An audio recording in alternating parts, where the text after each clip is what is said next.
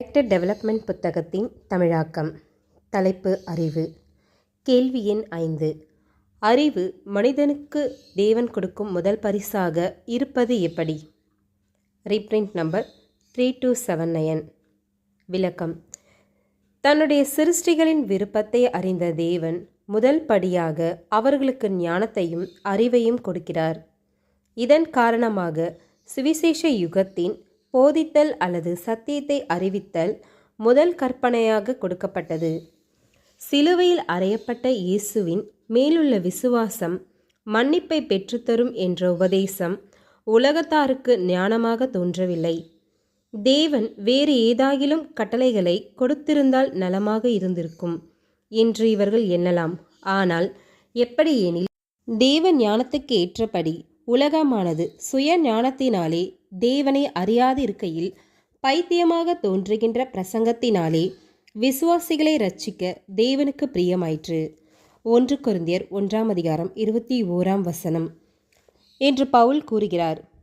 ஆகவே மீட்கப்பட்ட வகுப்பாருக்கு தேவனுடைய முதல் பரிசே அறிவு. 1. தேவனுடைய மிக மேன்மையும் பூர்ணமான நீதியை குறித்த அறிவையும் நாம் பெற வேண்டும். இந்த அறிவு மோசேயினால் கொடுக்கப்பட்ட நியாய பிரமாணத்தின் மூலம் ஆயத்தப்படுத்தப்பட்டது. அந்த பிரமாணங்கள் கிறிஸ்துவினிடத்திற்கு வழிநடத்தும் நல்ல உபாத்தியாக இருந்தது.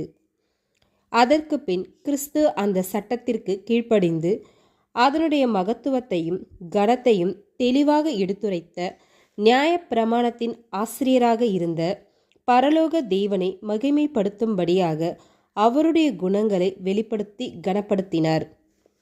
2. தன்னுடைய சொந்த பலவீனத்தால் அடைந்த வீழ்ச்சியையும் பாவ நிலையையும் கைவிடப்பட்ட சூழ்நிலையை பற்றிய அறிவையும் பெறுவது மனிதனுக்கு அவசியமாக இருக்கிறது.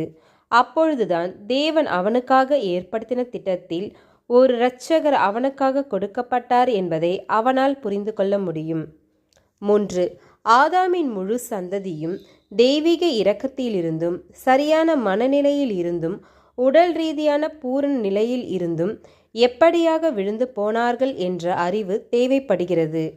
இந்த அறிவு இல்லாமல் இந்த முழு உலகத்திற்கு பதிலாக கிறிஸ்துவின் ஜீவனை ஈடுபலியாக தேவன் ஏற்றுக்கொள்ளும் அந்த விசேஷித்த காரியத்தை புரிந்து கொள்ள முடியாது. 4. பாவத்தின் சம்பளம் மரணம் பற்றிய அறிவு இல்லாமல் ஆதாம் மற்றும் அவருடைய சந்ததிக்கும் நம்முடைய இரட்சகரினால் கொடுத்த ஈடுபலியின் மகத்துவத்தை என்றுமே புரிந்து கொள்ள முடியாது. 5. மேல் சொல்லப்பட்ட காரியங்களை புரிந்து கொள்ள நமக்கு அறிவு மிக அவசியம். இந்த அறிவு இல்லாமல் சரியான விசுவாசத்தில் நாம் வளர முடியாது. மேலும் தேவன் நமக்காக வைத்திருக்கும் நீதிமானாக்கப்பட்ட நிலை மற்றும் சுத்திகரிக்கப்பட்ட நிலையின் மூலம் பெறக்கூடிய விடுதலையை இப்படிப்பட்ட அறிவை பெறாமல் நம்மால் சரியான வழியில் நடக்க முடியாது. ஆகவே இந்த அறிவு அல்லது தேவன் கொடுத்த அவருடைய திட்டங்களை பற்றிய இந்த ஞானத்திற்காகவும் நம்முடைய உள்ளார்ந்த மனதோடும் அவருக்கு நன்றி செலுத்துவோம். இங்கு சொல்லப்பட்ட அனைத்து ஞானமும் அறிவும் கிறிஸ்துவின் மூலமே நமக்கு கிடைத்தது. ஏனெனில் இரட்சிப்பின் திட்டத்தில் அவரும் அவருடைய சிலுவை மரணம் இல்லாவிடில் இந்த அறிவை பெறுவதற்கும் போதிப்பதற்கும் பயனற்றதாக இருந்திருக்கும். ஏனெனில் இயேசுவை தவிர இரட்சிப்பளிப்பதற்கு வேறு எந்த வாய்ப்பும் இல்லை.